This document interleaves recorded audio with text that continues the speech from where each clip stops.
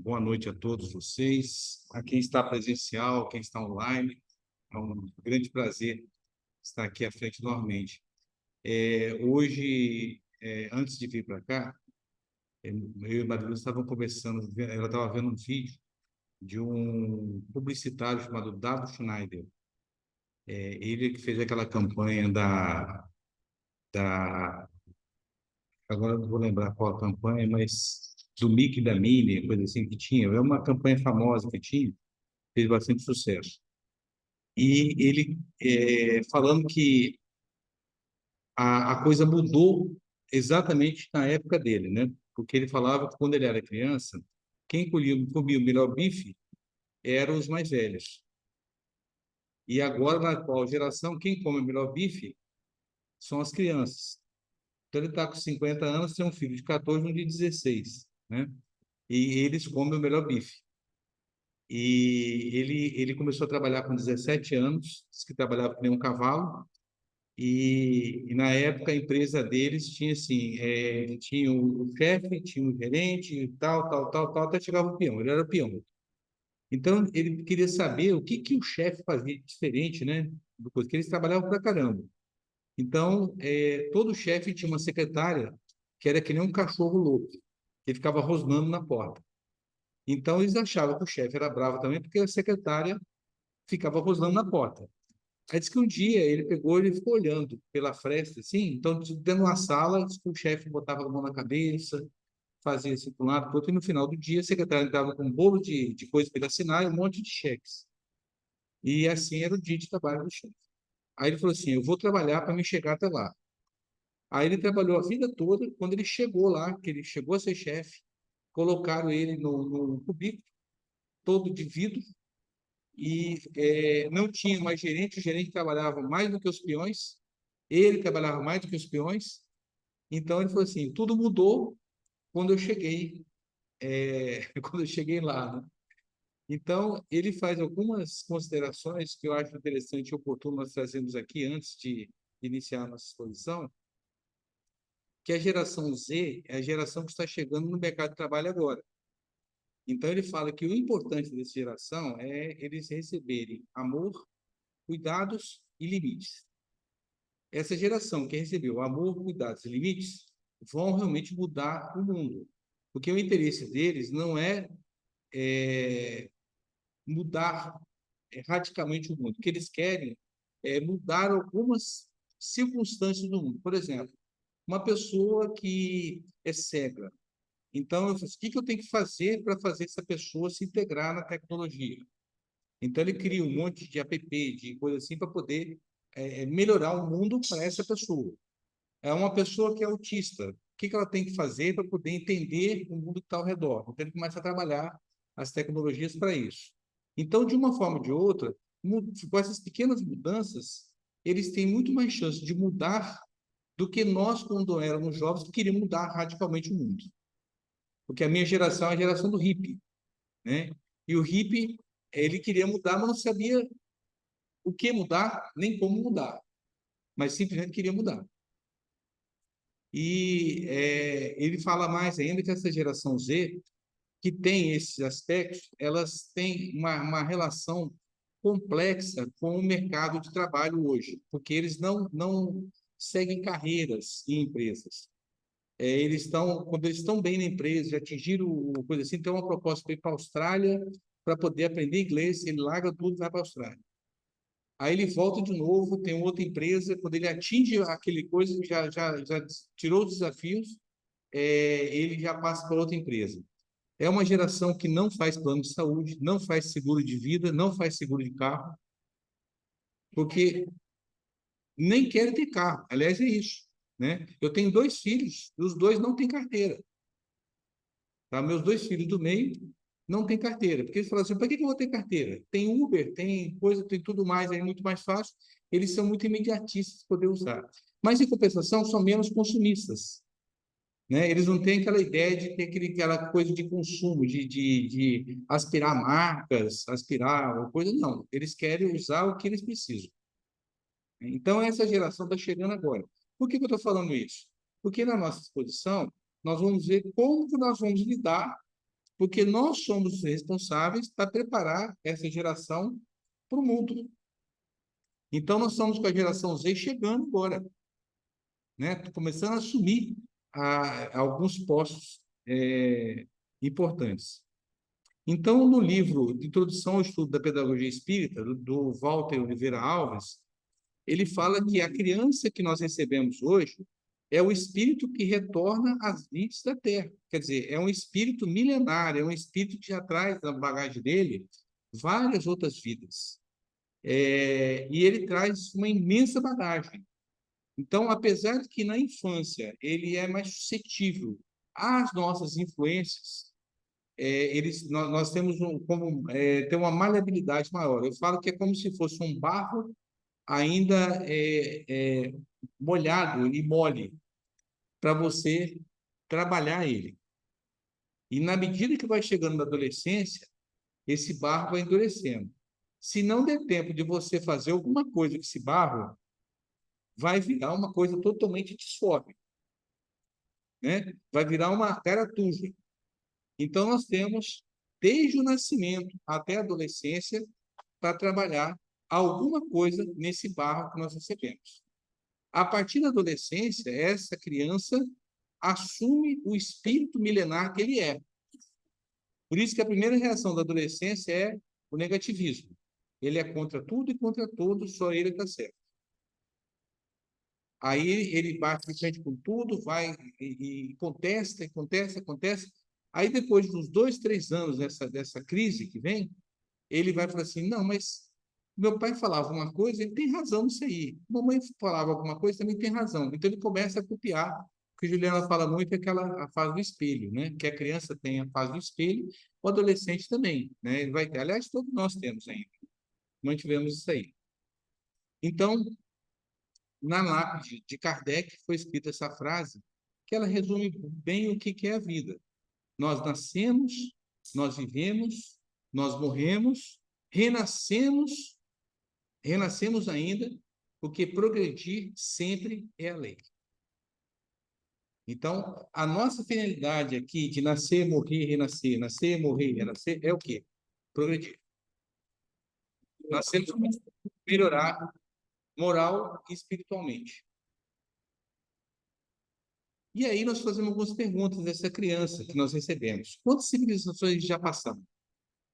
Para vocês terem uma ideia, para chegar no nível que nós estamos hoje, existe uma estimativa de que nós vivemos em torno de 1000 encarnações. Desde a nossa criação até chegar ao ponto que nós estamos hoje. Então, quando a gente fala em 1000 encarnações, parece uma coisa absurda, mas lembrando que a vida nas encarnações anteriores era muito mais curta, eram encarnações mais compactas, porque a média de vida que tinha, por exemplo, na Idade Média, era de 30 anos. O cara com 30 anos era velho, né? Hoje, já está na Europa, a pessoa com 60 anos é de meia idade. Lá é idoso, considerado como idoso, quem está acima de 80. Né? Então, oi? É. Então, você vê como é que as coisas estão mudando, né? Quais os sentimentos que essa criança teve no passado, né? Foram sentimentos nobres, foram sentimentos elevados, ou tiveram vícios e vícios depreciativos, né? Quem foi essa criança que estou recebendo? Quem foi esse espírito? Quantas existências essa criança já teve? E aí, Emmanuel ele faz a definição de lar,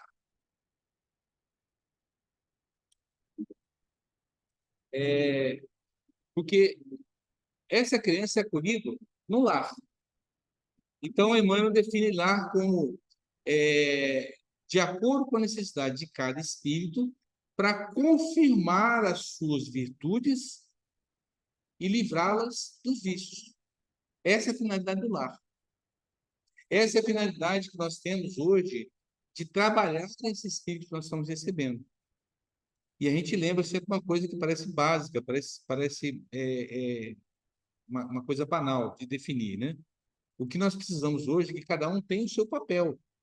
O pai tem que ser pai, a autoridade, ele tem que ter o respeito, e ele é autoridade dentro da casa, né? Eu falo que é a polícia, né? A mãe é aquela que tem aquela maleabilidade de ver a necessidade da criança e de, ao mesmo tempo, interagir com o marido. A mãe, exatamente, a mãe é a médium, né? A mãe é que faz todo esse meio de campo, certo? E ela, eu falo sempre que a mulher ela já tem essa capacidade de fazer muitas coisas ao mesmo tempo, né? De coisa, multimídia, certo? E a mãe é mais ainda. E o filho, ele está na condição de receber a influência e de respeitar a autoridade ali dentro. Então, ali que se estabelece o limite. Então, parece uma coisa banal, né, de coisa. Não é questão de autoritarismo, de coisa ser, mas cada um tem que ter o seu papel. O que está acontecendo hoje? Pai e mãe estão trabalhando fora, né, em geral, e fica delegado a educação, a formação moral e ética das crianças, hoje para a creche, para a escola, para as avós, para as tias, para, às vezes, os irmãos mais velhos, que vão ficar tomando conta. E eu lembro sempre que, nesses casos, a busca sempre é daquela coisa de ter a zona de conforto. A criança está quietinha assistindo o pica-pau, deixa quietinho lá. Ele não vai criar realmente senso crítico, não vai mostrar o que que é ética, o que que é certo, o que é errado. Ele vai recebendo aquele monte de coisa, né? Então, quando a mãe e o pai voltam para casa, principalmente a mãe, ela tem aquele sentimento de culpa, né? De não estar junto com o filho, de não estar no coisa, então ele começa a ceder para tudo para o filho, principalmente em condição material. Tanto que é muito comum as crianças, quando a mãe chega em casa, o que que você trouxe para mim hoje? Né? Porque está tão acostumado a receber alguma coisa que todo dia ele quer receber alguma coisa, material. E a mãe, para suprir a necessidade da criança do ponto de vista emocional, a carência que ela tem, ela vai substituindo por coisas materiais. E vai cedendo. E chega no final, hoje, que a criança está comendo o melhor bife. Né? Então, o melhor bife, ou até comendo os bifes, deixando os pais sem bife. Entende? Então, o papel está invertendo. As crianças hoje estão dominando. E eu vejo hoje no meu consultório sair demais de crianças que são verdadeiros tiranos dentro de casa. Entende? De coisa, porque. E é o pior de tudo. Hoje, os pais ainda estão esperando que a escola consiga fazer essa formação ética e moral, que é papel deles. E aí chega na escola crianças sem limites. Crianças que não respeitam os pais, vão respeitar os professores? Não vão. Então, chega a escola hoje está um centro de conflito, porque é uma geração que não está preparada para receber, não para poder sofrer ou lidar com as frustrações, lidar com as dificuldades. É aquele que cai. Eu falava que na minha geração a gente caía, esfolava, sujava, levantava, passava a mão e continuava. Hoje a criança fica lá caída, chorando, esperneando, esperando que alguém vá lá, né, e levante.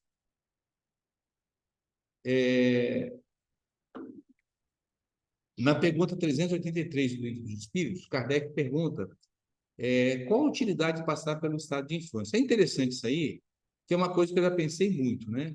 Nós temos várias vidas. Em cada vida, né, no estágio que nós temos que passar pelo estágio de infância. Então, por exemplo, a Estela, eu tenho certeza que já nasceu na Itália, né? Então, ela já nasceu, ela teve que aprender a falar o idioma da Itália, os costumes e tudo mais, né? Da Itália, não foi. Então, ela viveu lá na Itália. Teve que passar pela infância para se adaptar. Quando ela veio nascer aqui no Brasil, ela teve que passar pela infância também para aprender os costumes que nós temos aqui, a língua e os hábitos, né? O que é certo, o que é errado, porque tem coisa que lá pode ser certo e aqui não é, né? E épocas diferentes também, né? A cada geração vai mudando também isso aí. E a infância serve para adequar a criança a isso. Então, a infância ela é essencial para isso aí. Então, para aprender a língua, para aprender a formação ética e moral, né? Andar de bicicleta. Imagine quantas vezes ele aprendeu a andar de bicicleta. Então, a- tem duas que não aprenderam a andar de bicicleta aqui ainda, mas é, então a dirigir, né? De coisa, então, logicamente, na época, talvez não tinha carro, né? Mas provavelmente tinha bicicleta.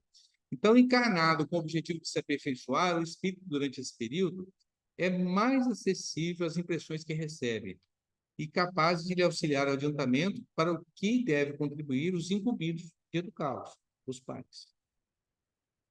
Isso está no livro dos Espíritos, né? Desde pequenina, no Evangelho segundo o Espiritismo, fala que a criança manifesta os seus instintos, que podem ser bons ou maus, que ele traz já de coisa da existência anterior. Percebe? Desde a criança muito pequena, você percebe aquela criança que tem uma índole, né? Como diz aquela pá virada, né? Tem de ter. Só que mesmo ele tendo esse instinto, a infância reveste ele de uma pureza tão grande que em questão de segundos nós relevamos. A gente não consegue ficar com raiva de criança. É aquela criança que ela pega lá, ela dá uma vassourada no gato, né? E a gente briga e tal, depois, então, isso que ele vai com aquele jeitinho, a gente acaba relevando, né, de coisa. Então, mas nós temos que perceber que a gente tem pequenos sinais que vai mostrando realmente da índole daquela criança. E aí nós temos que nos aplicar a estudar isso aí. E todos esses males que se originam do orgulho e do egoísmo, e aí nós temos um grande problema, que a criança, normalmente, ela é egoísta e egocêntrica. E ela tem isso aí justamente para atrair para ela a atenção e atrair para ela os cuidados. Então, toda criança tem algo de egoísmo e de egocentrismo. É muito comum entre irmãos sempre falar assim: porque mamãe gosta mais do fulano. E o fulano fala a mesma coisa do ciclano, né? E de coisa. E, teoricamente, as mães e os pais vão ter sempre esse cuidado de, mesmo que tenha alguma preferência, de não demonstrar, né? Teoricamente. Mas eles vão ter esse cuidado. Mas sempre acontece isso aí. Nós somos em 5 irmãos e lá sempre um falava assim, porque papai e mamãe protegem fulano e não coisa. E comigo não é assim. Comigo era assim, agora não é mais assim. Então, ele sempre vai achando que o outro recebe mais atenção, ou mais amor, ou mais atenção dos pais. E aí, quando a gente espreitar qualquer indício revelador desse germe, desses vícios, nós temos que combatê-los antes que lancem raízes profundas. Isso está no Evangelho segundo o Espiritismo. Na pergunta 582 do Livro dos Espíritos, ele pergunta se pode ser considerada uma missão a maternidade. Nós lembramos que nós temos no nosso planeta agora pessoas que estão em processo de expiação, que são aqueles que fizeram algumas coisas em vidas passadas, estão corrigindo agora. Temos pessoas que estão em provas, que é aqueles que estão fazendo além daquilo do que só compensar os erros do passado. E nós temos pessoas em missão. Então, a pergunta dele, a paternidade é uma missão? A missão seria algo mais do que expiação, muito mais, e algo mais do que prova. É, sem contestação, possível. Uma verdadeira missão.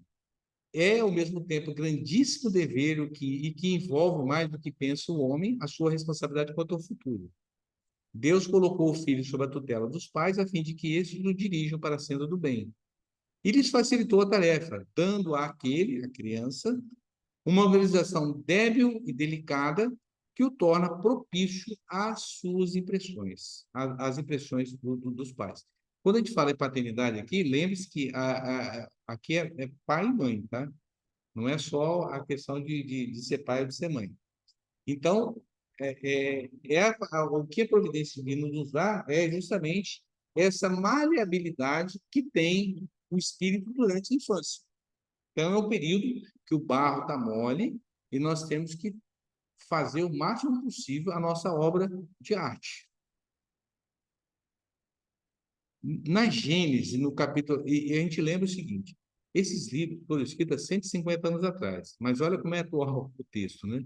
Na Gênesis fala o seguinte: cabendo de fundar a era do progresso moral, a nova geração se distingue por inteligência e razão geralmente precoces, juntos ao sentimento inato do bem e às crenças espiritualistas, o que constitui um sinal indubitável de certo grau de adiantamento anterior.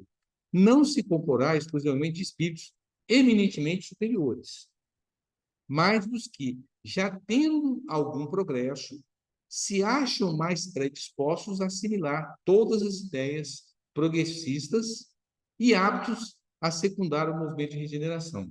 Então, veja, esse texto foi escrito há 150 anos atrás, no livro A Gênese, item 28.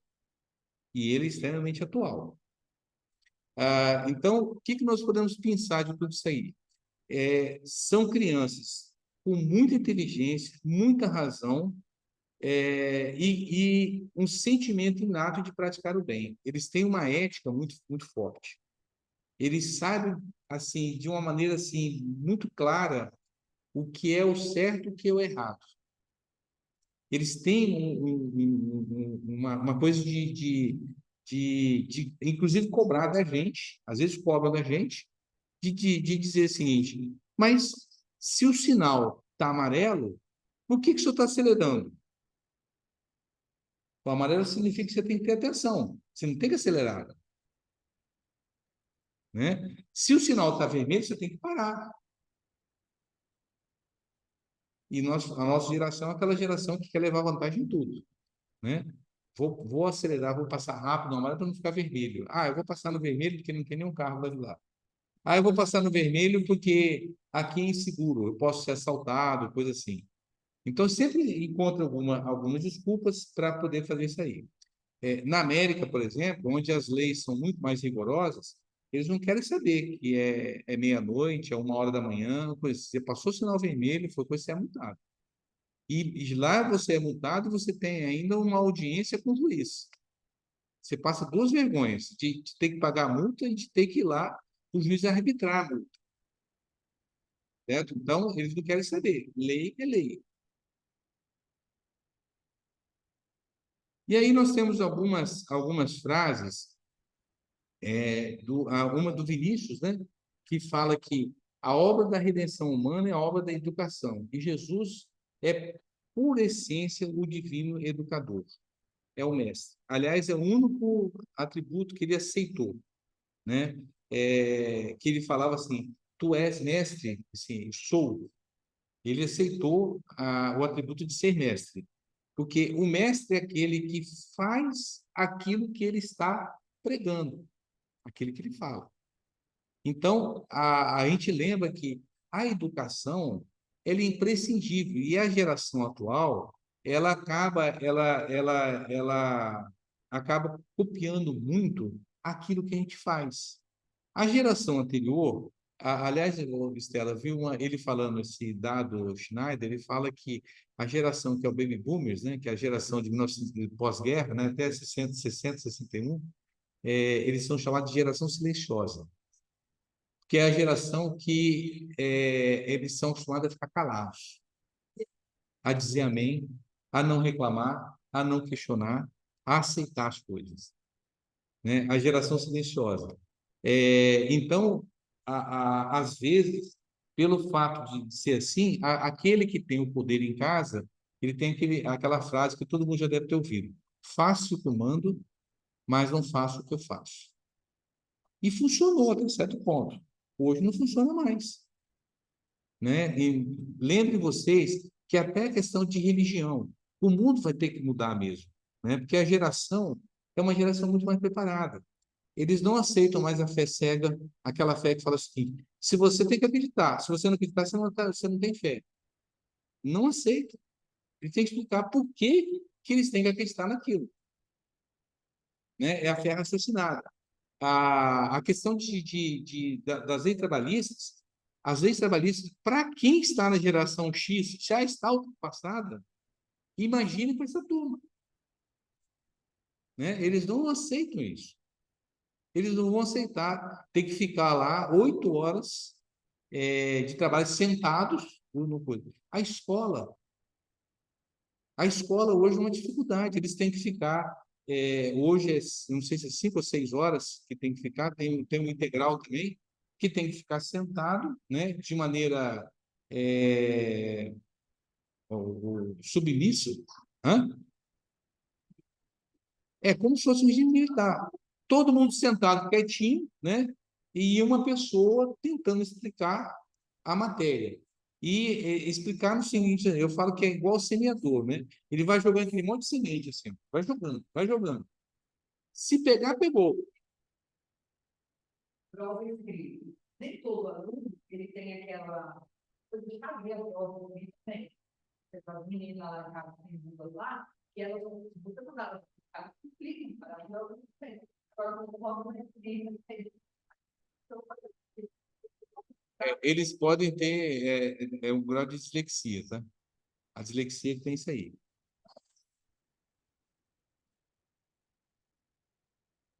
Sim, mas dislexia é isso. Eles têm dificuldade, eles conseguem entender, ouvindo, mas não conseguem escrever, botar na palavra.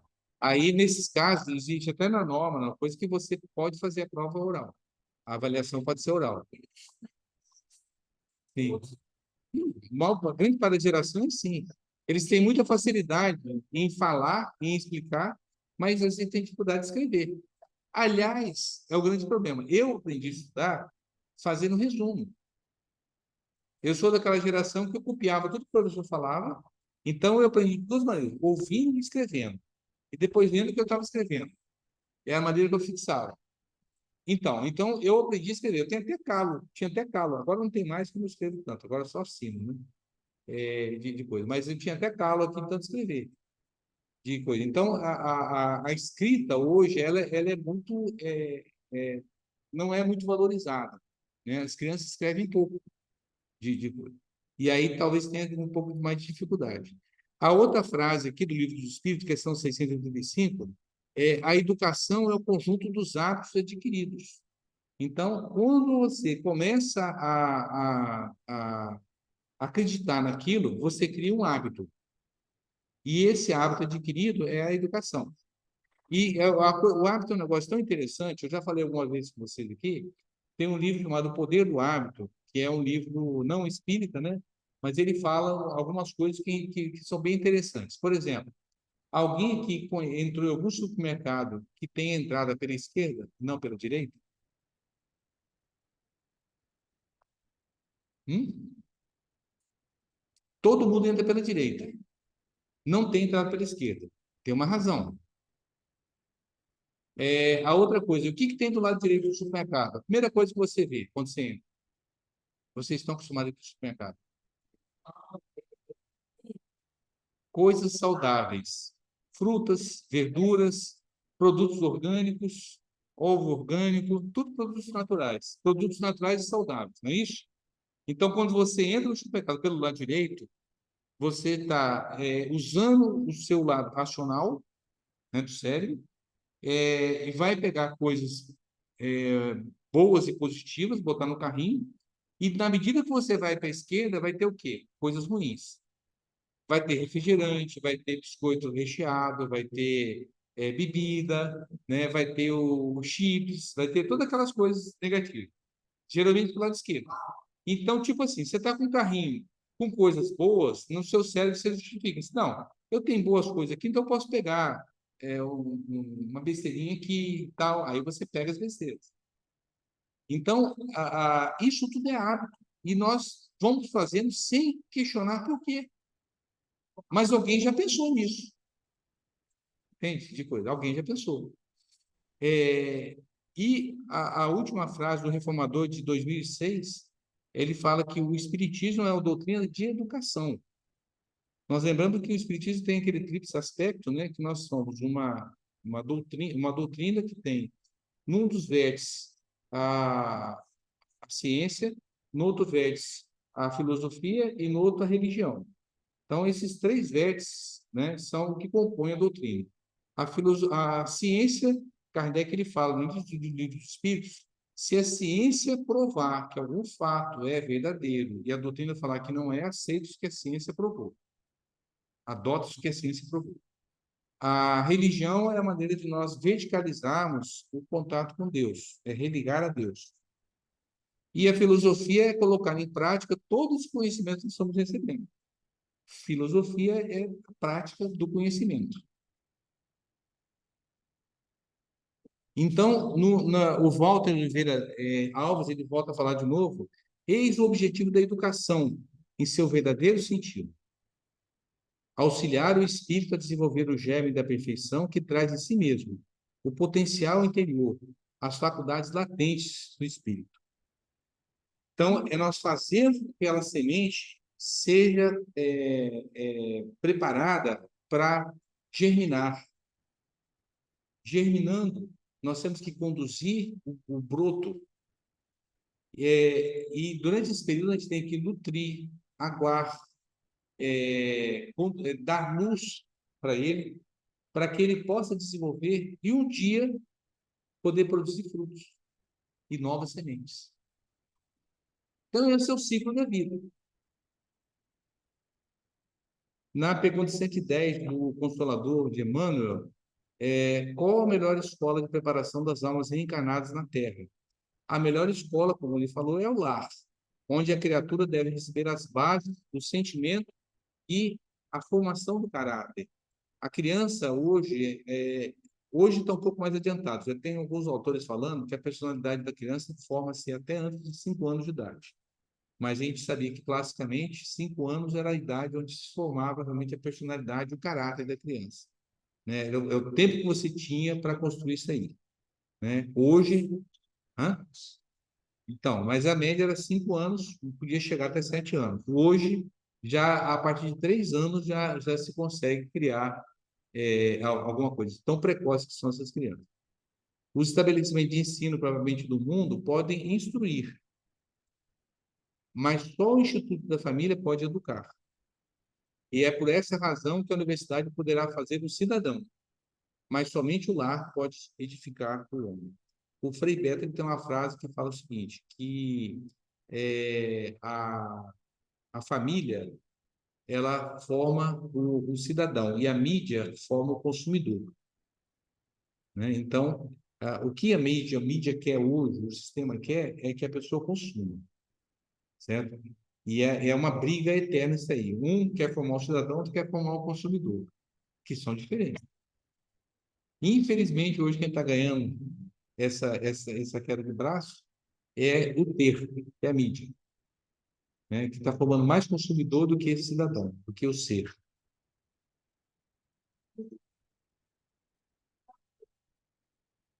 Exatamente, é exatamente o que são, é a educação.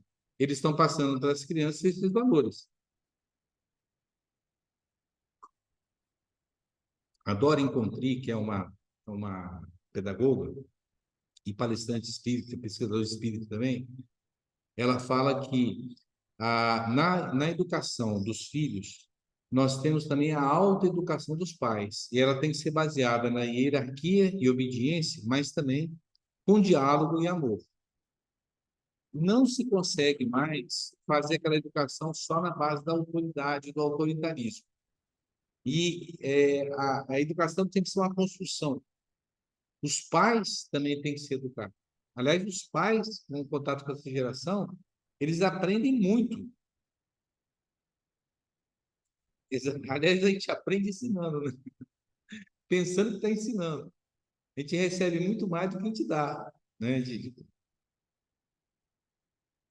E aqui, nesse esquema do Walter Oliveira Alves, né? Ele vai falando um pouquinho sobre a interação vertical e a interação horizontal. A vertical é justamente a preocupação, a vivência, ou a valorização que nós damos ao mundo espiritual, né? Que é existe uma comparação com a cruz, né? Que a cruz você tem a trave vertical que é mais comprida e a trave horizontal que é um pouco mais curta, né? Então a trave vertical, que seria a que dá o apoio realmente, seria o contato com Deus. né? A verticalização, contato com a espiritualidade. E a horizontal seria o nosso meio social, a matéria, o que nós fazemos aqui. Porque enquanto estamos desencarnados, nós temos necessidades. Nós temos que comer, nós temos que beber água, nós temos que dormir, temos que ter conforto, proteger-se do frio, do calor e tudo mais. Então, todas as preocupações que ligam ao mundo material, nós temos necessidade enquanto estamos encarnados, né? Então, a gente não pode só pensar que só na parte espiritual, esquecendo do que nós temos que fazer aqui. E ela fala que no nosso passado, no subconsciente, estão as ideias inatas. Por exemplo, a facilidade que a Estela tem de falar italiano, né? Eu não sei se eu vou aprender. Eu falo alguma coisa, mas ela tem teve muito mais facilidade. Há pouco tempo eu vi uma criança com 1 ano e 8 meses que mal sabia andar tocando piano e tocando Beethoven, né? E uma coisa incrível, ela sentar, eu não conseguia nem alcançar o piano, ela tinha que sentar no colo da mãe e ela vinha com os dedinhos dela, uma coisa, tocando, né? Sabendo o que era cada uma daquelas técnicas. Eu não sei, eu acho que se eu for tocar piano, vou até estragar o coisa. E a criança com 1 ano e 8 meses tocando. A criança que não sabia ler, ela conhecia a Bíblia de cor e salteado, né? A pessoa perguntava, o que tem no versículo tal? Ela falava. A criança que conhecia todas as bandeiras do mundo, né? Falava, botava a bandeira, ela falava de que país que era. Não sabia ler. Hoje, uma criança com 1 ano, 1 ano e meio e tudo mais, já sabe desbloquear um smartphone, já sabe escolher os programas, os vídeos, já sabe, inclusive, pular as propagandas de coisa, já tem noção, sem ninguém explicar. Tem coisa que eu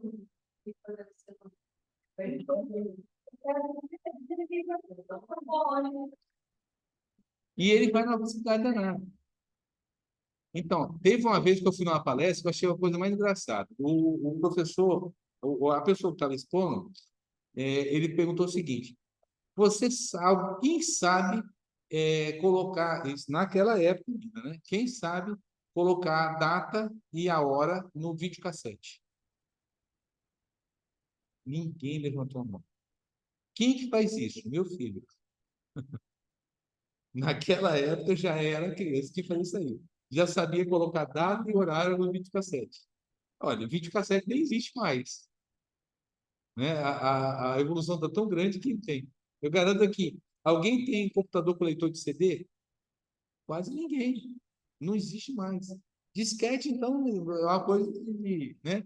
É que nem você mostrar para uma criança hoje um telefone de discar, aqueles de coisa que nós usávamos antes, né? Eles vão achar, o que é isso, né? De coisa. Ah, Marilúcia, ela falando que na escola botaram o relógio analógico. As crianças não sabem ver hora em relógio analógico. Os adolescentes não sabem ver hora em relógio analógico. Acreditam nisso?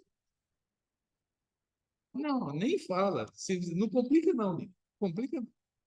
Então, no presente está a ação e as experiências que nós estamos vivendo no sentido de abastecer nosso conhecimento. E no futuro, que é o superconsciente, está o germe da perfeição. Certo?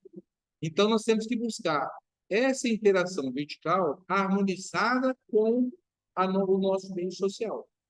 Esse que é o grande desafio.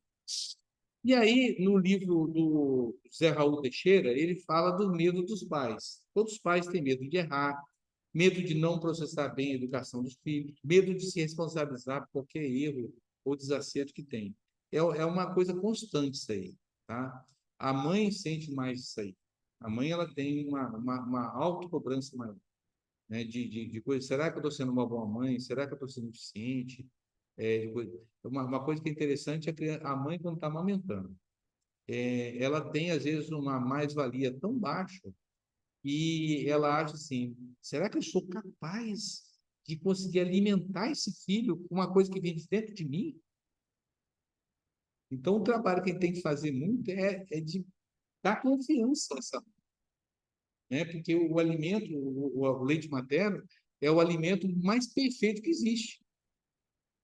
É o alimento que ele modifica-se a cada minuto, a cada mamada, um leite diferente. E se adequando à necessidade que a criança tem naquele momento. Então, o trabalho que a gente tem que fazer inicialmente é esse. Tinha um cartaz que eu gostava muito, quando tinha o estímulo ao aleitamento materno, e estava a mãe amamentando e o pai com a mão no ombro dela, assim, do lado, né? Então, botava assim a frase: quem tem peito dá leite, quem não tem dá força. Né? Eu acho bacana isso aí, porque a tendência hoje é desvalorizar a mulher e dizer assim, o seu leite está fraco, ela está passando fome, está chorando muito. E aí a ansiedade dela, a produção de catecolamina e tudo mais, faz com que ela tenha mais cólica, e o comportamento da cólica é como se ela estivesse com fome. Né? Mas a criança está engordando, está fazendo xixi direitinho, está tudo coisa, só está chorando mais. E para ela, choro é fome. E aí, pronto, a casa cai. Augusto Cury é uma pessoa que eu gosto muito, um autor que eu gosto muito, ele é um psiquiatra, tem vários livros. Nesse livro, ele fala sobre pais brilhantes e professores fascinantes.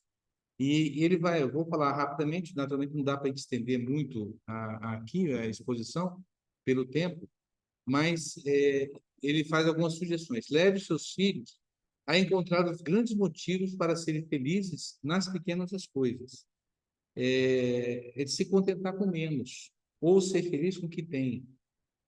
Então, de mostrar a mãe que toda vez que ela chega do trabalho, ela traz uma lembrancinha, ela vai chegar um momento que aquela lembrancinha não vai mais depois, ela vai querer algo mais. Vai chegar um momento que ela vai ter que chegar com uma BMW, ou vai ter que chegar com uma coisa que não vai dar, a gente não tem perna mais para poder só dar nessa coisa material.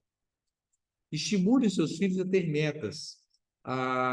Hoje, a geração ela precisa ter um sentido, né? Ter uma meta a alcançar.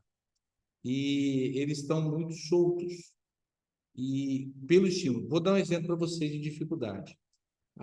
O Gerson vai lembrar, quando ele era jovem, já faz algum tempo, que nós tínhamos 3 calças jeans. Você lembra quais são as marcas delas?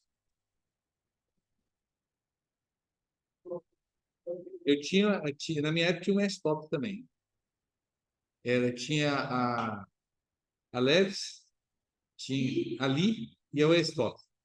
Eram 3 marcas. Você sabe que só tem no Brasil uma fábrica de jeans, né, que é a Santista. Então, o tecido era o mesmo. O que mudava era a etiqueta. Mas tinha, assim, cada um tinha uma característica. Mas eram 3 calças diferentes, com corte, costura diferente e coisa. Vou perguntar para quem é mais jovem, Jean, quantas calças jeans hoje existem no mercado de diferente dificuldade de marcas? Não dá para contar. Tem calça agora que elas são coisa, que tem o tal stonewash, que é lavada a pedra, que é aquelas calças. Aí a lavada a pedra é aquela calça poída, né? Aquela calça que na minha época, quando estava aqui, a gente jogava fora. Usava para pano de chão. Exatamente. E hoje tem pior, ainda, tem aquelas calças que são rasgadas, né? Elas estão do coisa e com buraco agora. Agora tem as calças com buraco. Eu não sei como é que o pessoal fala que Santa Teresa. No frio que está agora, aquelas calças com um monte de entrada de ar, assim. Né? Hã? Nada, eles põem nada, não. Exatamente. Quanto mais rasgada, mais caro. Então, aí o que acontece é o seguinte: o que eu quero chegar? Você pega um jovem como eu, que você tinha que escolher assim, não, eu quero uma stop, não, eu quero uma linha, eu quero uma. Tinha 3 opções. Hoje tem mais de 500 opções. Faculdade, né, de coisa. Só na medicina nós temos 280 áreas de ação. Na engenharia tem 400 áreas de atuação. Direito também tem. Direito tem muito, e não, todos os exemplos. Tudo tem um monte de escolhas, opções. E hoje ainda é mais fácil de você cursar uma faculdade, um curso superior, do que era na nossa época. Entende? Hoje não tem desculpa de falar assim, só tem desculpa de você não querer fazer. Só tem essa desculpa. Agora, dinheiro não é mais desculpa, tempo não é mais desculpa, uma coisa. Então, só quem não quer fazer. Porque tem Tem, o ônibus passa na porta. Você tem hoje, você pode fazer uma faculdade online, você pode fazer dentro da sua casa, com a mesma qualidade. Lógico que tudo depende do aluno, tudo depende do aluno. Mas, independente disso aí, você pode ter a mesma qualidade, a mesma formação, do jeito que você quiser. Então, hoje é difícil de você ter uma meta, ter um sentido, porque são muitas opções de escolhas. Leve-os a não ter medo de seus insucessos. As crianças não estão preparadas hoje, os jovens não estão preparados para sofrer algum tipo de sabor, de receber um não, porque eles nunca receberam não na vida. Tudo era sim, sim, sim, sim, sim. Na hora que viram não, aí eles vão. A contra-argumentação deles não é uma vez. Que eu lembro que meu pai olhava para mim e já entendia. Hoje você pode virar um olho para cada lado, uma coisa que eles. Né? Você pode virar um olho para cada lado, ficar zarolho, uma coisa que eles vão continuar mesmo. Eles não vão uma vez, não. São 200 vezes que eles vão questionar. Até que chega um momento que você está exausto, está cansado, depois assim, tá bom, faz. Tá bom, vai. Ganha pelo cansaço. E eles têm aquela persistência de ficar batendo, tá batendo. Mas por quê? Por quê? Por quê? Por quê? Né? E no dia que eles caem mesmo, ou têm um insucesso, entram num quadro depressivo, tem um quadro de ansiedade, de coisa, porque eles não estão preparados. Eles querem que o mundo seja para eles o que foi a mãe, o que foi o pai. Só que o mundo, a gente fala que o mundo é madrasta. Não tem esse negócio de alguém para passar a mão na cabeça, não. Doe o seu ser a seus filhos. Aí é um recado para todos, para os pais, aos mães que trabalham fora. Quando chegar em casa, às vezes mesmo cansada, aquele abraço, de perguntar como é que foi o dia, de ter alguns minutos de interação, mas de mostrar para ele assim, você é importante para mim. Você é importante. Então, às vezes, aqueles minutinhos você para de ouvir a criança, porque você chega tão alucinado, tanta coisa durante o dia, que você não ouve a criança. A criança quer chamar atenção, aí normalmente o que acontece? Às vezes, quando fica com os avós, ou fica com a tia, coisa assim, em casa, quando os pais chegam, eles começam a falar mole, a fazer pirraça, coisa assim. Então, é muito comum assim, estava bonzinho até você chegar. Mas por quê? Porque ele quer chamar a atenção da mãe, quer chamar a atenção do pai. Né? Então, eles começam a ter aquele comportamento infantil para dizer assim, olha, eu estou aqui. Construa uma excelente imagem de você. Imagine uma criança recebendo do pai ou da mãe aquela coisa assim, não, tudo que eu faço está errado. A pessoa tem uma autoimagem deteriorada e passa isso para a criança. Então, ela vai ter dificuldade de criar sua autoimagem também. E vai ter uma autoimagem da mãe e do pai também negativa. E aí tem essa outra frase que é fantástica, né? Que é uma coisa que nós temos que aprender desde criança, né? Perdoe, perdoe-se e ensine a perdoar. Isso facilita muito a vida da gente. Tira um peso enorme das costas humanas. Nós aprendemos a perdoar. Isso tem que ser ensinado. Isso é uma coisa que tem que ser assimilada. Isso não é inato. Isso tem que ser desenvolvido e praticado. Ele continua ainda, seja humano para o seu filho, não gigante. Né? De criar, às vezes, uma imagem muito acima do que você é. Deixe seus filhos participar de sua vida. Ame-os, cada um. O participar da sua vida é envolver ele, fazer programas de família, fazer as coisas juntos quando tem oportunidade. E a outra que é interessante, prepara seu filho para ser, dele valorizar realmente as coisas permanentes, as coisas que nós levamos depois da morte, né? E não para o ter. Alimente seus filhos de inteligência. É muito comum hoje as pessoas, esse dado Schneider, ele fala que a geração Z é uma geração que ela tem muita facilidade de receber informação, mas a informação é rasa. Então, por exemplo, eles vão falar sobre Idade Média, eles conseguem resumir. Hoje tem inteligência artificial Você põe os dados lá no coisa, a pessoa, ele pensa por você, né? Ele cria um texto, cria uma coisa para você, com a inteligência artificial. Não sei se vocês viram a propaganda da Volkswagen, que botaram a Maria Rita com a Elis Regina cantando junto. A Elis Regina dirigindo uma Kombi e a Maria Rita dirigindo a Kombi mais moderna, né? Cantando a música, as duas cantando em dueto. Inteligência artificial, né? Agora, há pouco tempo, diz que fizeram o Chorão, aquele músico que faleceu, cantando músicas atuais. E quem ouvia falar que era ele que estava cantando. É uma loucura. Tem até um tipo de golpe agora que as pessoas vão falar no telefone com você, vai pegar o padrão da sua voz e eles conseguem criar por inteligência artificial no coisa criar por inteligência artificial alguma coisa como se você estivesse falando, né, com outras pessoas gravando áudios e tudo mais.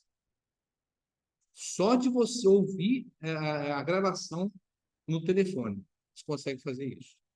Então, alimentar o seu filho de inteligência é de fazer realmente a pensar, a pesquisar, a ir mais fundo, a ler livros, entende? De não se contentar com a coisa superficial.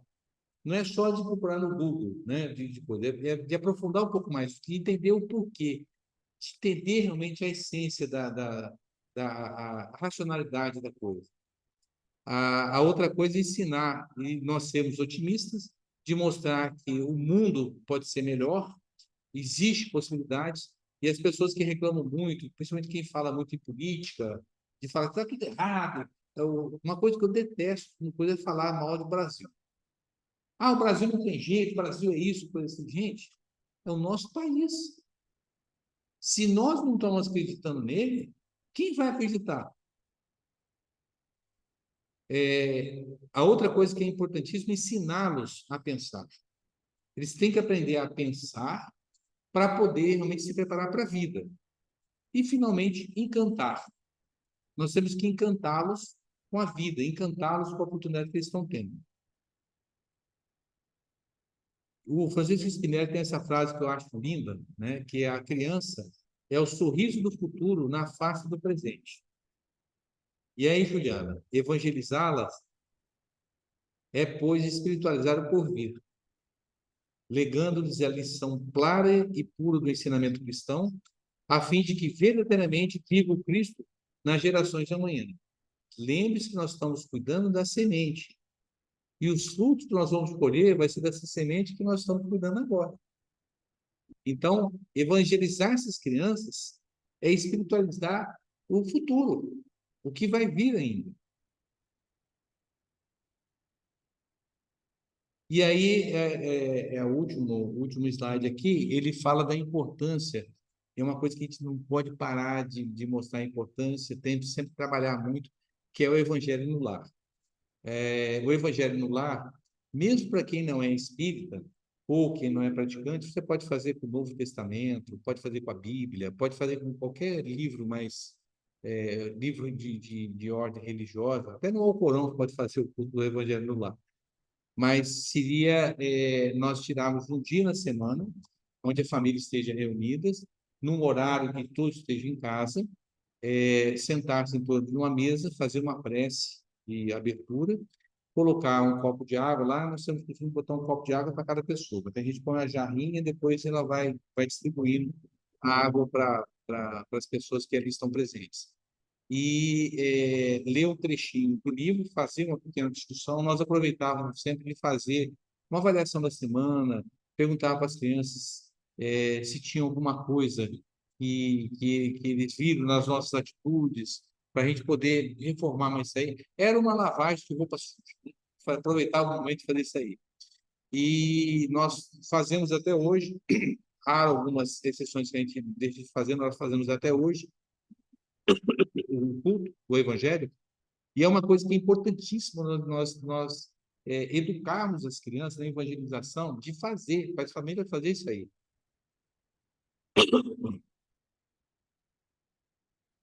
Então, José Raul Teixeira fala que orar em família, estudar a doutrina espírita com os afetos, trocando ideias com naturalidade, reveste de imensa importância pelo fato de se levar Jesus simbolicamente para a intimidade do lar. Então é isso.